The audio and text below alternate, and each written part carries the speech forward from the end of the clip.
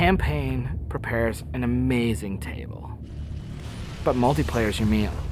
I could eat it every goddamn day, forever. It's like sitting around on the couch with 7 of your buddies, playing Halo multiplayer, trash talking. 2 men enter, the better man leaves. The lesser man is respawning, and that's Halo.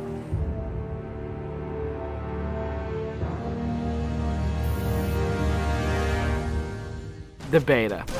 It's super important to have these like big ticket like milestones that sort of force a bunch of wishy-washy designers to get their shit together. So for the multiplayer team, it is absolutely a test of all the stuff we've been doing.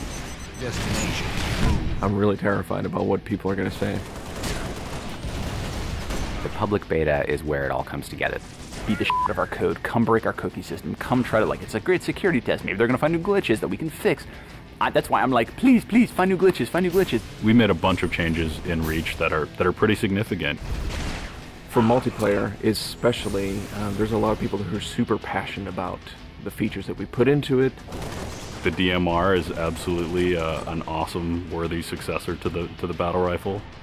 You kind of get control over how accurate your shot is going to be. If you're spamming that trigger as fast as you can fire it, it's going to go kind of wild. If you're trying to like hit a guy really, really far away, then you have to slow that down. Everyone's totally destroying with the DMR. It's like everyone's got a Death Star in their hands. I usually go back to the Needler. That's one that always makes me happy. Everyone's always wanted the Needler to be sweet because it's hilarious and fun. Then it gets too sweet, or all of a sudden like something gets fixed, and it's like, oh, tracking's fixed now, and you're like, guys just burst. It's been fun to kind of go back and kind of re-envision some of the old friends. Like the sniper rifle. Like I pick up the sniper rifle and I'm like, this is it. It's totally happening. And I'm about to rain death on the plebeians that I work with. Overkill. And I'm like, yep, it's back. The Covenant focus rifle is awesome because it's like that Sentinel beam from Halo 2, but now it's a sniper weapon. When the pistol started to come back, it was insane. It was so awesome. I'm super excited to see what people do with armor abilities. It totally changes the game. You've got this secret weapon in your back pocket that's your 4th leg of fun. What do you want to be? Like invisible? Do you want to fly? Do you want to turn to stone? With Reach, you've got guys in jetpacks flying around, invisibility guys just showing up. It's kind of a give and take between us and Sage and Josh trying to figure out like what's that perfect balance with all the new stuff. There's a lot of that goes on. They're like, shh, don't tell Sage, he'll nerf it. You're juggling plates, right? You're just sitting there spinning the plates, and occasionally once you're spinning, you're like, ah! And you're like, making Viz more powerful. And everyone's like, no, I'm picking Viz. And you're like, okay, make it less powerful. And then, oh, no, everyone like, I mean, that's what Sage and those guys do. It's a fucking huge challenge. We don't ever want to create one super weapon that works in all cases, because that tends to make the game fairly dull. It's really up to the player to decide how do they want to play on a particular map. It's a choice. Double kill. That's, I think, Halo at its best is like making these choices. You start the game, and immediately you get to choose a loadout. You're making a single selection that includes your armor ability and your weapon. We sort of pair those intentionally. It breeds this smarter combat. You'll definitely notice a big difference in how the game functions. Right now, at this exact moment in development, Armor Lock's insane. It's super powerful. I love it. It is just fucking fun. There are 2 Slayer maps. There's Powerhouse, which is an asymmetrical map. Lots of indoor-outdoor action. Sword Base is a very vertical map. Moving around Sword Base is a completely different scenario when you've got a jetpack versus when you're sprinting. This time around, we decided to integrate all of the multiplayer maps within the campaign. Overlook is another Pioneer-style base. We're using it for a game type called Generator Defense. That's also a multiple loadout game type. Your loadouts are actually far more varied than, say, in Slayer. Boneyard is our largest map we've ever done in multiplayer. It's definitely the most complicated multiplayer space we've ever tried, and it's also a new game type. Invasion is this big team battle.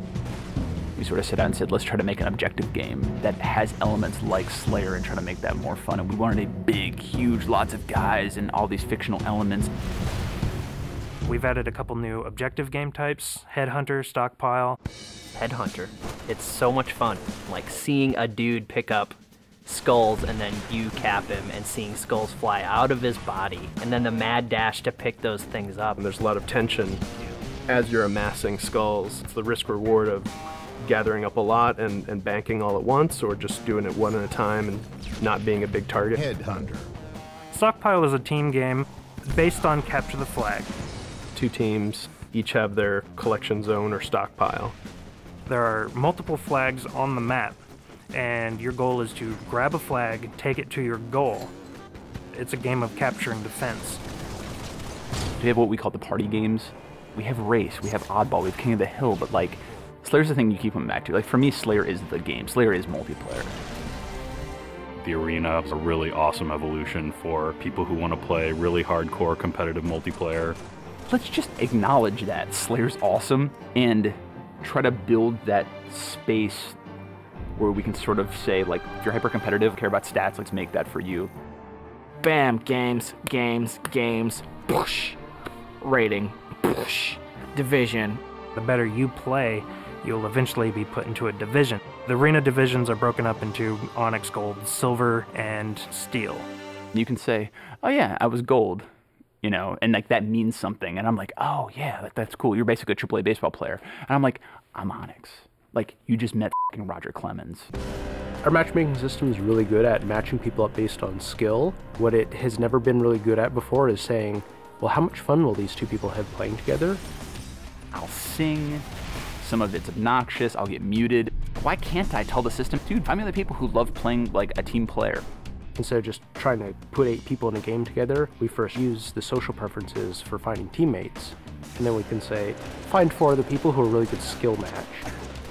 Without players thinking about it, we hope that it'll lead to better social encounters. Active roster essentially is us bringing the Y menu back from Halo 2. It's a way of saying, friends are online and this is what they're doing, so I can hook up with them with a minimum of fuss. Everything that you see in the game, there's a path to getting. We can make this game about you.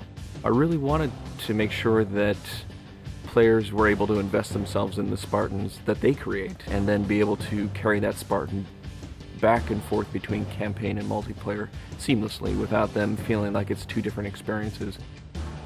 Start at 0, nothing. Invest, play the game, no freebies.